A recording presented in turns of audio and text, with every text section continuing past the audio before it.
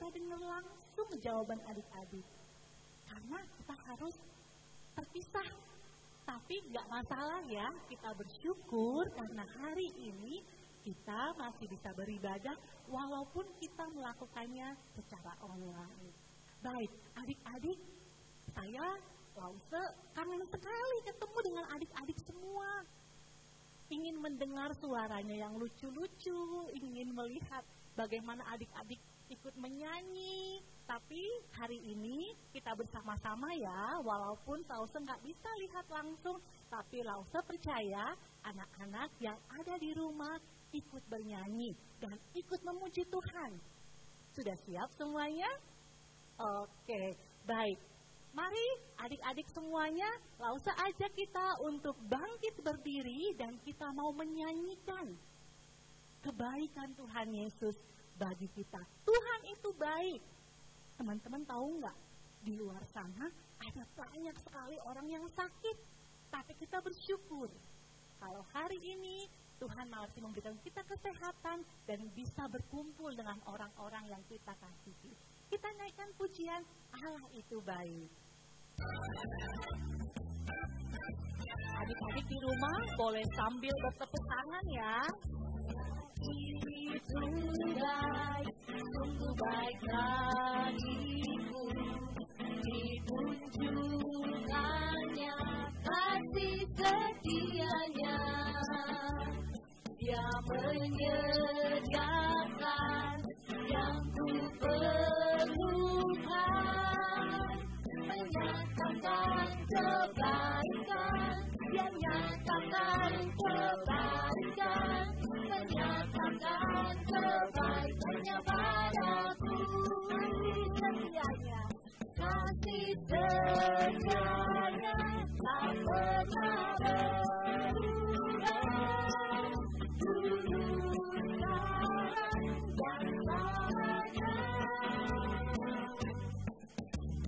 Ajaiblah kuasa dalam namanya, Yesus luar biasa. Kita nyanyikan pujian Allah itu baik. Baik bagiku, ditunjukkannya kasih setianya. Dia menyediakan yang ku perlukan, menyatakan kebaikan, dia nyatakan kebaikan, menyatakan kebaikannya padaku. Katakan kasih setianya, kasih setianya tak pernah berubah. Dan namanya ajaiblah kuasa dalam nama. Katakan Yesus luar biasa. Luar biasa. Katakan Yesus luar biasa. Yesusku luar biasa. Sekali lagi katakan Yesusku luar biasa. Yesusku luar biasa. Adik-adik sekalian, mari kita menutup mata, kita lipat tangan, kita berdoa. Tuhan Yesus yang baik, kami mengucap syukur untuk kebaikan Tuhan bagi hidup kami. Terima kasih Tuhan untuk kasih-Mu dalam hidup kami. Dan kami mau berdoa ya Tuhan, untuk siang hari ini, kalau kami mau beribadah bersama, Tuhan menolong agar firman yang kami dengar, puji-pujian yang kami nyanyikan, semuanya boleh memuliakan nama Tuhan. Hanya di dalam nama Yesus, kami berdoa dan kami mengucap syukur. Amin. Adik-adik sekalian, boleh kembali duduk. Adik-adik, ini adalah hari keberapa ya? Kayaknya hari ke-27 deh, atau 26 ya, untuk Lause harus tinggal di rumah. Adik-adik gimana? Sama ya? Iya. Rasanya udah bosen ya tinggal di rumah. Nggak bisa pergi, nggak bisa ketemu teman-teman, nggak bisa ketemu dengan guru sekolah. Tapi seperti lagu yang akan kita nyanyikan, dia katakan kita bersyukur waktu kita tinggal di rumah, dan terlebih-lebih kita bersyukur kalau Tuhan Yesus hadir, kalau Tuhan Yesus ada di dalam rumah kita, di dalam keluarga kita. Karena kita bisa merasakan kasih Tuhan melalui orang-orang yang ada di dalam keluarga kita. Yuk, kita naikkan satu pujian ini yuk. Yesus di dalam rumahku.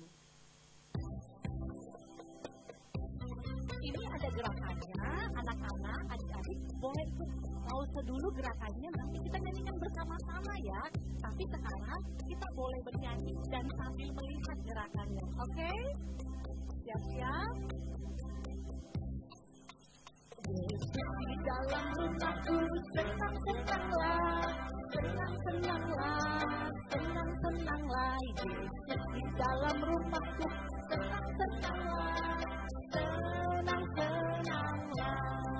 Iya, jadi lagu ini waktu kita katakan Yesus di dalam rumahku, kita buat kayak rumah dengan dua tangan seperti ini.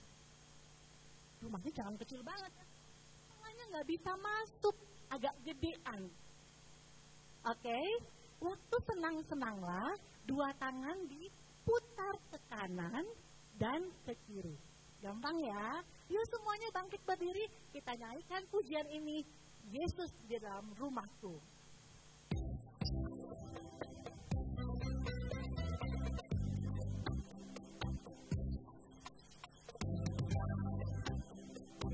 Di dalam rumahku, senang-senanglah, senang-senanglah, senang-senanglah. Yesus di dalam rumahku, senang-senanglah, senang-senanglah. Boleh ajak papa mama loh untuk bergerak. When Jesus in the family, happy, happy home, happy, happy home, happy, happy home. When Jesus in the family, happy, happy home, happy, happy home. Happy-nya mana? Senyum semuanya dong. Yesus di dalam rumahku, senang-senanglah, senang-senanglah, senang-senanglah. Yesus di dalam rumahku, senang-senanglah, senang-senanglah. Satu kali lagi. Jesus in the family, happy, happy home, happy, happy home, happy, happy home. Jesus in the family, happy, happy home, happy, happy home. Terima kasih ya buat adik-adik semua yang sudah ikut bergerak, bernyanyi, dan bersemangat. Boleh silakan kembali duduk kembali ya. Adik-adik, saatnya kita akan memberikan persembahan, tapi karena kita tidak bertemu ya saat ini, adik-adik boleh mengumpulkan uang persembahannya dalam sebuah amplop putih, atau kalau di rumah nggak ada yang putih, yang warna lain juga nggak apa-apa gitu ya, dikumpulkan nanti dibawa ke gereja waktu kita sudah boleh beribadah bersama di gereja. Tapi saat ini boleh dikumpulkan dulu, nanti kalau udah datang udah boleh ke gereja, semuanya boleh bawa. Atau adik-adik juga boleh minta tolong untuk orang tua, kalau bisa, kalau mau memilih transfer juga boleh ditransfer di nomor rekening yang tertera di layar. Jadi adik-adik boleh pilih ya, boleh masukkan ke amplop atau juga boleh minta orang tua untuk transfer. Oke? Yuk sekarang kita sambil persembahan, kita mau naikkan pujian, ucapan syukur kita. Beri syukur, beri syukur.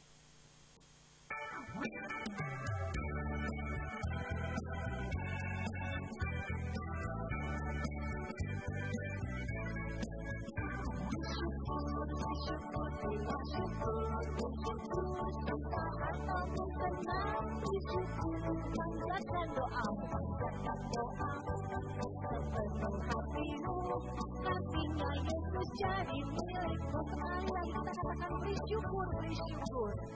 Bersyukur, bersyukur, Berdoa syukur, bersyukur, saat ataupun senang bersyukur. Panjatkan doamu, sepenuh hatimu, kasihnya Yesus jadi milikmu. Panjatkan doamu, panjatkan doamu, sepenuh hatimu, kasihnya Yesus jadi milikmu.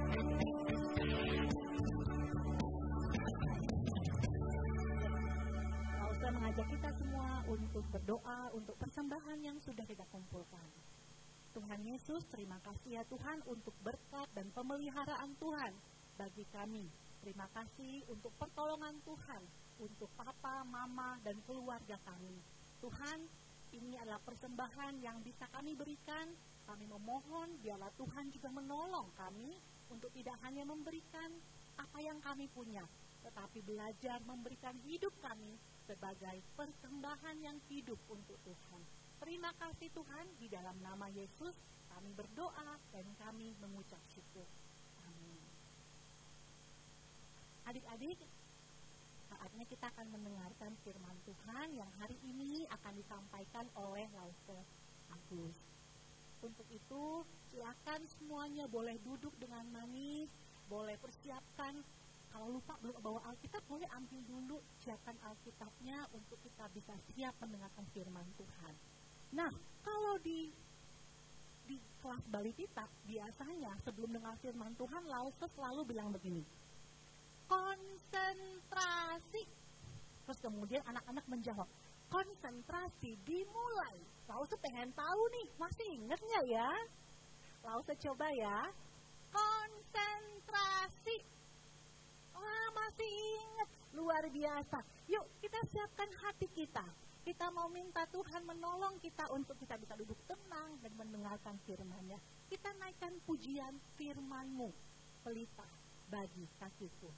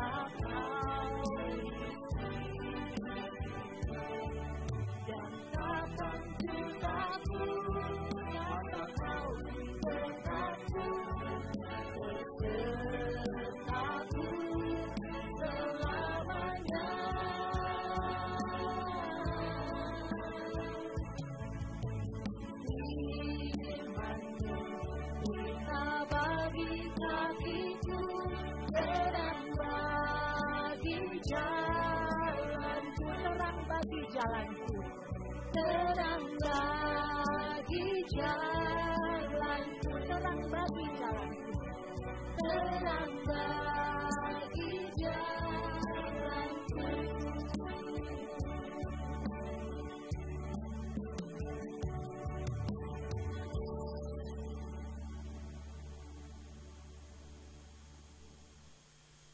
siang adik-adik semua, selamat siang anak-anak.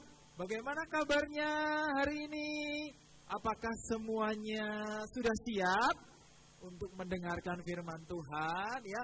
Lause sangat bersyukur ya, meskipun kita tidak bisa berjumpa di gereja, tapi Lause tetap bisa menyampaikan firman Tuhan kepada anak-anak semua di rumah. Kita tetap bisa beribadah, kita tetap bisa memuji Tuhan bersama Papa dan Mama di rumah kita masing-masing ya.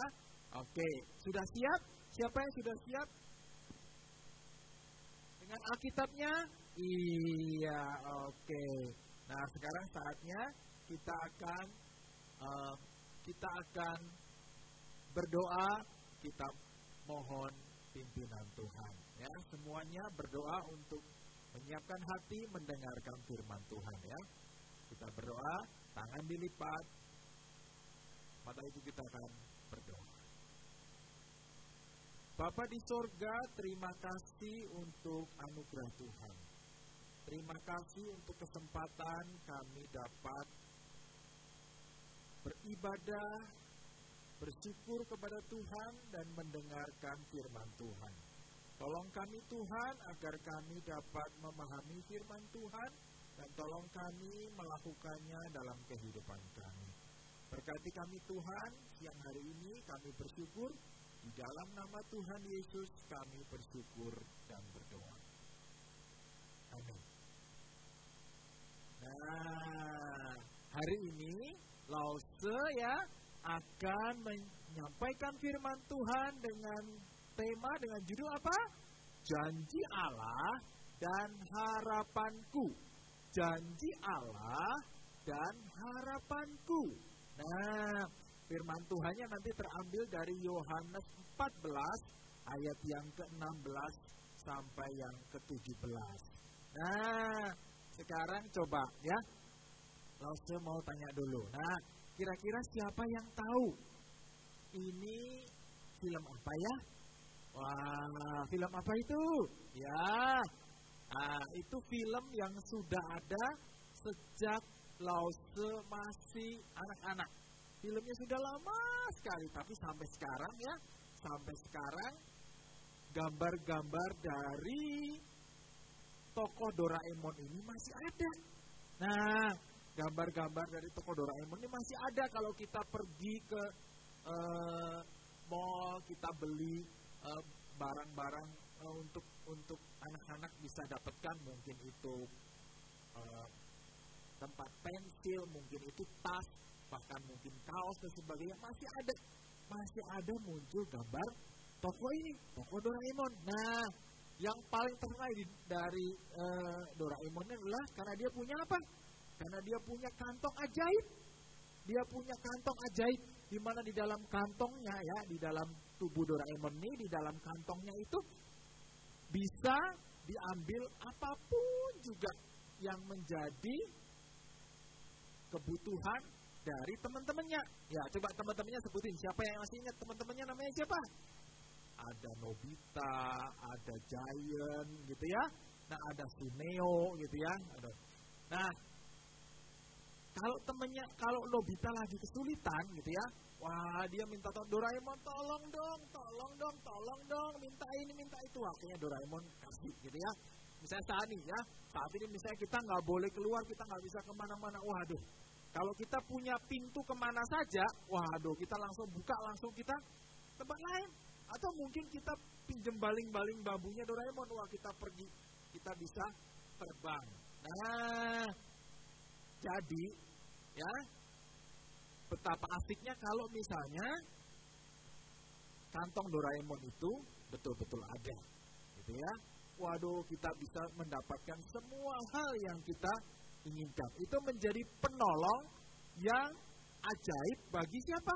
Bagi teman-teman di sekitar Doraemon. Ada Nobita, ada Giant, ada Suneo dan sebagainya. Itu teman-teman mereka itu menjadi penolong yang ajaib.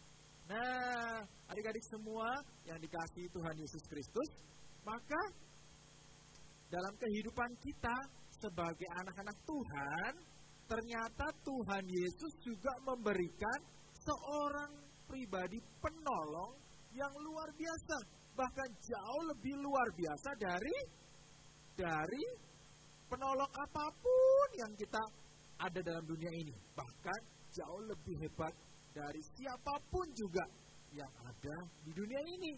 Nah, firman Tuhan di dalam Yohanes 14 ayat yang ke-16 sampai 17 menyatakan demikian. Aku akan minta kepada Bapa dan Ia akan memberikan kepadamu seorang penolong yang lain, supaya Ia menyertai kamu selama-lamanya, yaitu Roh kebenaran. Dunia tidak dapat menerima Dia, sebab dunia tidak melihat Dia dan tidak mengenal Dia. Tetapi kamu mengenal Dia, sebab Ia menyertai kamu dan akan diam di dalam kamu. Luar biasa sekali. Penolong ini tidak cuma sebentar-sebentar. Penolong ini dikatakan oleh Tuhan Yesus selama-lamanya. Bahkan penolong ini ketika dunia itu tidak ada yang kenal, tidak ada yang menerima Dia, penolong ini hanya berdiam di dalam diri anak-anak Tuhan. Penolong ini hanya berdiam di dalam hati setiap orang yang sudah bertobat dan percaya kepada Tuhan Yesus. Penolong ini spesial. Penolong ini menyertai kita senantiasa dimanapun kita berada. Dan penolong ini berdiam di dalam hati kita. Coba bayangkan adik-adik, betapa luar biasanya. Penolong ini selalu ada setiap saat, 24 jam. Dia tidak pernah tertidur. Dia tidak pernah kelelahan. Dia tidak pernah mengalami kelelahan, sakit, kesulitan. Penolong ini selalu siap sedia ada di dalam hati setiap anak-anak Tuhan. Waduh, hebat sekali kan? Luar biasa sekali penolong ini. Nah, pertanyaannya adalah, siapakah sih penolong ini? Seperti apakah sih penolong yang Tuhan Yesus janjikan? Dan apakah Tuhan Yesus itu menepati janjinya? Ya. Nah, adik-adik mungkin seringkali mendapatkan janji dari mungkin papa mama, dari kakek nenek, dari orang-orang di sekitar adik-adik terus berkata, janjinya nggak ditepati deh, bohong deh. Janjinya ternyata janji mau beliin ini nggak dibeliin, misalnya begitu. Nah, kita juga seringkali adik-adik berjanji, saya berjanji tidak akan nakal lagi. Ternyata gagal menepati janji, tetap nakal lagi. Nah, pertanyaannya bagaimana dengan Tuhan Yesus? Tuhan Yesus ketika berjanji pasti akan menepati dan selalu akan menepati sesuai dengan waktu dan rencana Tuhan. Nah, bagaimana dengan janji yang diberikan di dalam firman Tuhan tadi? Di dalam Yohanes 14 tadi. Nah, penolong yang diberikan Tuhan Yesus, apakah penolong itu sudah diberikan sekarang ini? Nah, tadi jelas dikatakan, penolong itu adalah siapa? Roh kebenaran, Roh Kudus yang diberikan. Itu adalah penolongnya. Nah, dan penolong itu sudah diberikan, sudah digenapi janjinya sekarang ini, bahkan jauh 2000 tahun lalu sudah digenapi. Nah, adik-adik, minggu yang lalu ya, waktu tanggal 12 kita bersama-sama tanggal 12 kita memperingati tentang hari apa? Coba siapa yang ingat? Hari Paskah, betul. Hari Paskah itu hari apa sih? Hari kebangkitan Tuhan Yesus. Hari kebangkitan Tuhan Yesus Kristus.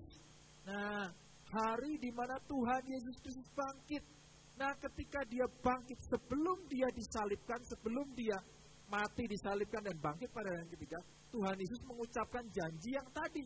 Janji bahwa akan ada penolong yang akan diberikan kepada setiap orang percaya. Nah, ketika Tuhan Yesus Kristus itu kemudian mati disalib dan bangkit, ya, ketika semua murid-muridnya dari sedih kemudian akhirnya menjadi punya harapan, maka janji itu kembali diingat dan murid dan akhirnya murid-murid diteguhkan. Kapan? Pada saat Tuhan Yesus naik ke surga, ya. Nanti kita akan peringati kapan? Peringati 40 hari dari tanggal 12 April yang lalu. Yaitu kita peringati tanggal 21 Mei, hari kenaikan Tuhan Yesus. Dan ketika Tuhan Yesus sudah naik ke surga, ada malaikat yang menyampaikan bahwa setiap murid-murid Tuhan harus menunggu di Yerusalem selama 10 hari. Dan setelah 10 hari, maka Roh Kudus yang dijanjikan itu diberikan. 10 hari dari hari kenaikan Tuhan Yesus, maka itulah hari turunnya Roh Kudus kepada para rasul, kepada para murid-murid Tuhan Yesus. Dan Roh Kudus tetap hadir di dalam kehidupan kita sampai sekarang ini, di dalam hati setiap anak-anak Tuhan, di dalam hati setiap orang percaya Yesus.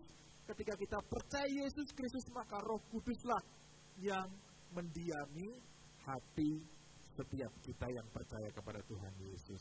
Nah, siapakah si Roh Kudus? Roh Kudus itu adalah Roh Allah pencipta dunia ini. Coba bayangin adik-adik, pencipta dunia ini berada bersama kita. Jadi sekarang ketika kita mungkin takut karena banyak sekali berita-berita yang negatif, berita-berita tentang orang-orang yang sakit bahkan meninggal, di situ ada Tuhan Allah Roh Kudus yang berdiam di dalam hati kita.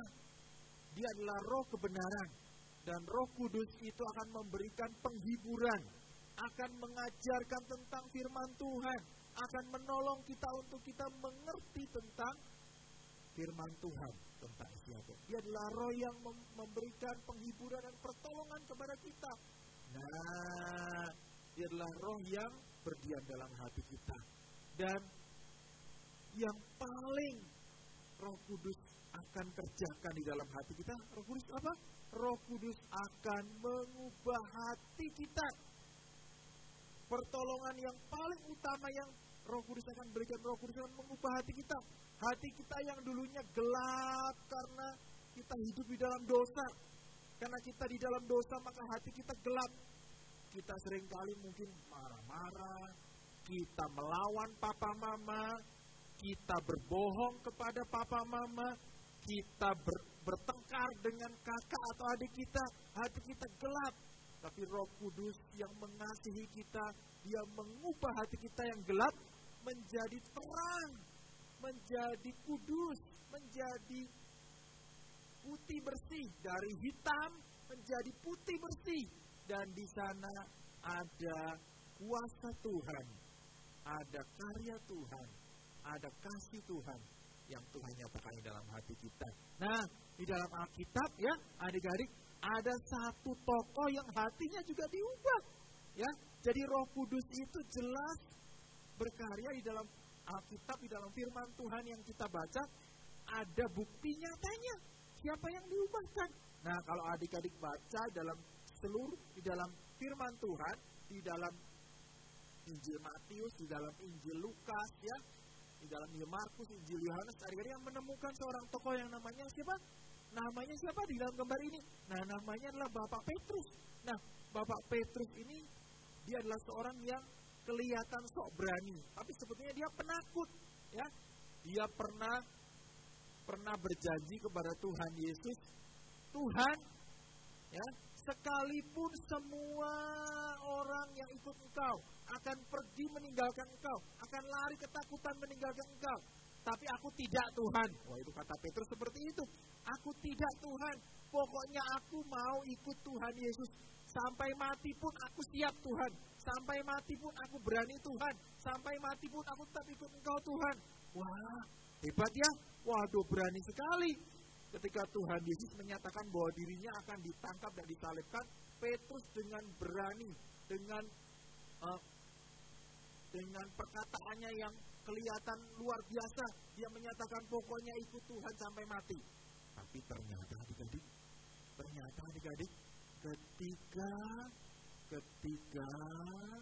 Tuhan Yesus ditangkap, ya, Tuhan Yesus ditangkap dan Tuhan Yesus tidak melawan, Tuhan Yesus diadili, Tuhan Yesus tidak melawan, Tuhan Yesus dicambuk, Tuhan Yesus tidak melarikan diri, tidak melawan, Tuhan Yesus tidak memerintahkan malaikat dari surga untuk datang menyingkirkan semua pasukan Romawi. Tuhan Yesus taat, menderita sampai mati di salib.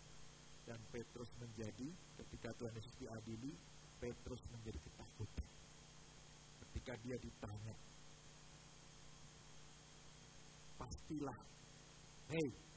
pastilah engkau salah seorang dari pengikutnya. Itu terlihat dari gaya bahasamu. Petrus bilang, enggak, saya enggak kenal. Saya enggak kenal siapa dia, saya enggak tahu siapa dia. Nah, Petrus menyangkali bahwa dia adalah orang yang menjadi murid Tuhan Yesus sebanyak berapa kali adik-adik? Siapa yang tahu?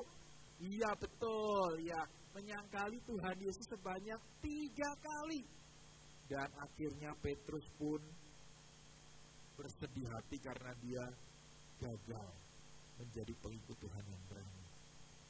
Hatinya sedih, hatinya takut, dan akhirnya hatinya putus asa ketika Tuhan Yesus ternyata disalibkan dan dia kembali lagi menjadi nelayan. Ada berita Tuhan Yesus bangkit, ada berita dan dia melihat kubur itu kosong, tapi dia belum bertemu dengan Tuhan Yesus yang sudah bangkit. Nah, sampai akhirnya kemudian Petrus bertemu dengan Tuhan Yesus yang sudah bangkit, dan ketika Roh Kudus itu diberikan 10 hari setelah Tuhan Yesus naik ke surga, Roh Kudus itu diberikan, maka Roh Kudus yang berdiam di dalam hati Petrus mengubah Petrus yang dulunya hatinya penuh dengan ketakutan, yang dulunya hatinya penuh dengan keputusasaan, yang dulunya hatinya sudah penuh dengan kegelapan dosa, hatinya diubahkan, dan akhirnya dia menjadi orang yang pemberani. Dan ketika Roh Kudus memenuhi Petrus, maka Petrus berkhotbah, dan akhirnya Petrus berkhotbah dan 3.000 orang bertobat menerima Tuhan Yesus. 3.000 orang percaya kepada Yesus dan memberi diri dibaptis.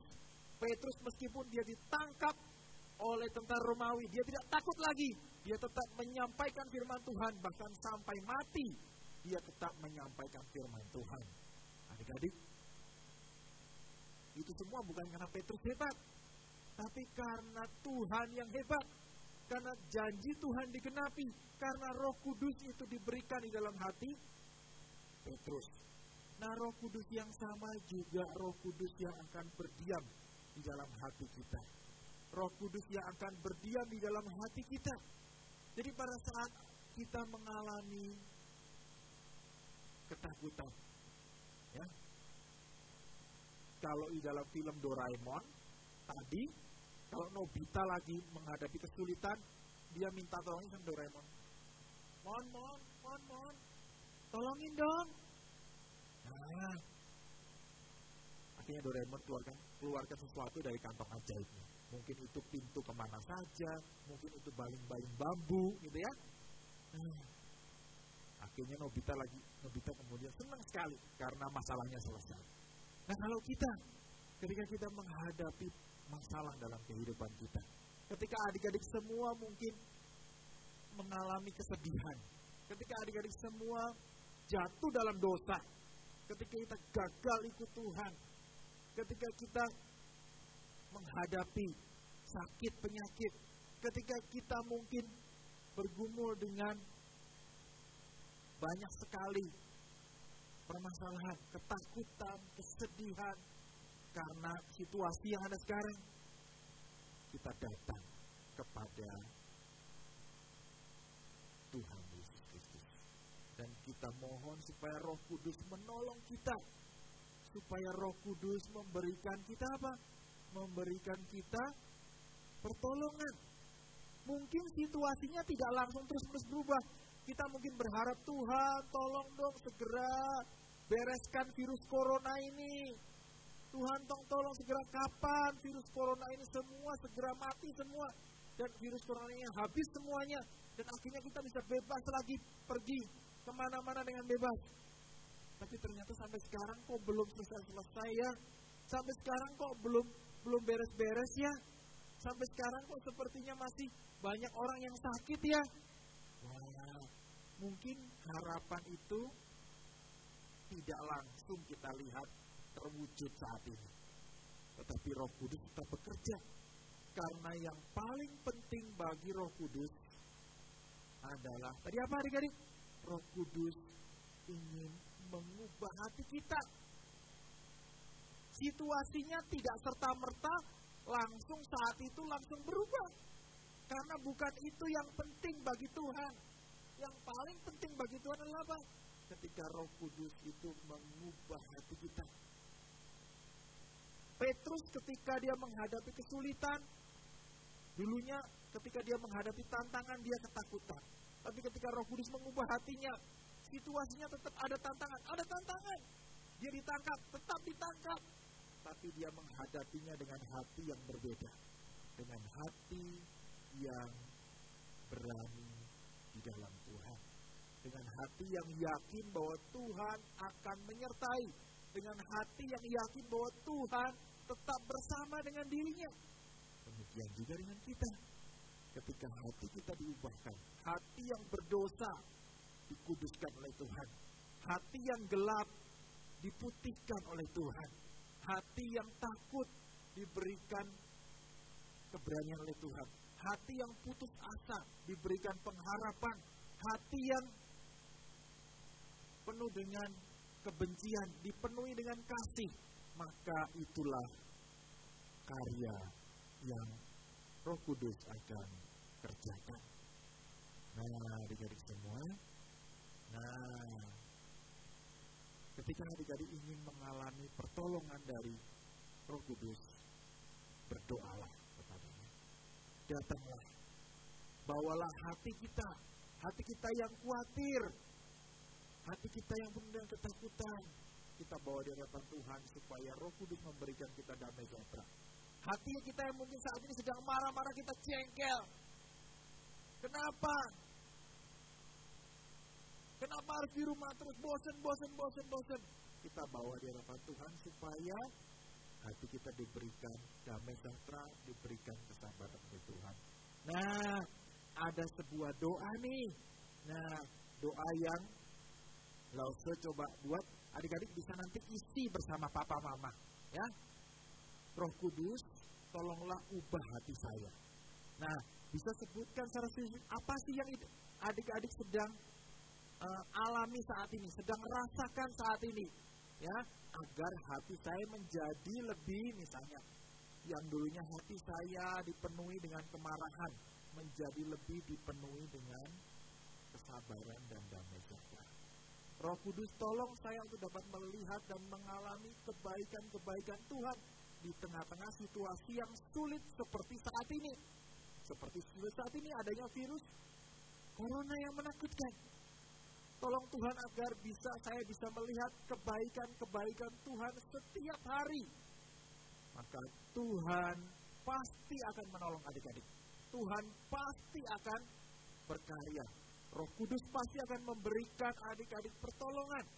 Karena itulah yang sudah dialami oleh setiap orang percaya di sepanjang sejarah dunia ini. Nah, adik-adik, kita bersyukur karena kita punya penolong di tengah-tengah situasi yang tidak mudah ini. Nah, Lause ada ayat hafalan nih. Ayat hafalannya dari mana? Ayat hafalannya dari Yohanes 14 ayat 26. Tetapi penghibur, yaitu Roh Kudus yang akan diutus oleh Bapa dalam namaku, dialah yang akan mengajarkan segala sesuatu kepadamu dan akan mengingatkan kamu akan semua yang telah kukatakan kepadamu. Sekali lagi ya, sekali lagi saya akan bacakan. Yohanes 14 ayat 26. Tetapi penghibur, yaitu Roh Kudus yang akan diutus oleh Bapa dalam namaku. Dialah yang akan mengajarkan segala sesuatu kepadamu dan akan mengingatkan kamu akan semua yang telah kukatakan kepadamu. Ku itu adalah Tuhan, yang Tuhan katakan kepada kita di dalam firman Tuhan. Akhirnya nanti setelah kebaktian sekolah minggu bersama Papa dan Mama, hafalkan firman Tuhan ini. Ingat firman Tuhan ini. Hafalkan ayat ini, sehingga kita bisa mengingatnya di dalam hati dan pikiran kita. Ya. Nah, adik-adik, kita bersyukur ya. Kita bersyukur untuk anugerah Tuhan dan kita berterima kasih untuk pertolongan Tuhan. Kita bersyukur untuk firman Tuhan. Mari kita akan berdoa. Bapa di surga yang baik, terima kasih Tuhan Yesus untuk anugerah dan pertolongan Tuhan di dalam kehidupan kami. Terima kasih Tuhan untuk firman-Mu, karena Tuhan begitu mengasihi kami, sehingga Tuhan memberikan kami seorang penolong, yaitu Allah Roh Kudus yang berdiam di dalam hati kami, yang percaya kepadamu Tuhan Yesus. Terima kasih Tuhan untuk firman-Mu. Kami bersyukur Tuhan karena kami memiliki pengharapan yang pasti. Ketika kami boleh datang di hadapan Tuhan, maka ada penolong yang akan mengubahkan hati kami. Ada penolong yang akan memperbarui hati dan pikiran kami. Terima kasih Tuhan Yesus untuk anugerah Tuhan. Kami sungguh bersyukur untuk kasih setia dan anugerah Tuhan. Kami bersyukur dan kami percaya Tuhan akan menyertai kami senantiasa. Terima kasih Tuhan Yesus. Di dalam nama Tuhan Yesus kami bersyukur dan berdoa. Amin. Iya. Kebaktian sekolah minggu kita hari ini sudah selesai. Nah, kita bersyukur untuk anugerah Tuhan dan adik-adik tetap semangat bersukacita bersama dengan Papa Mama, dan kita akan terus melihat kebaikan-kebaikan Tuhan senantiasa. Tuhan Yesus memberkati kita semua. Selamat siang adik-adik. Tuhan memberkati kita semua. Bye-bye. Tuhan memberkati kita semua.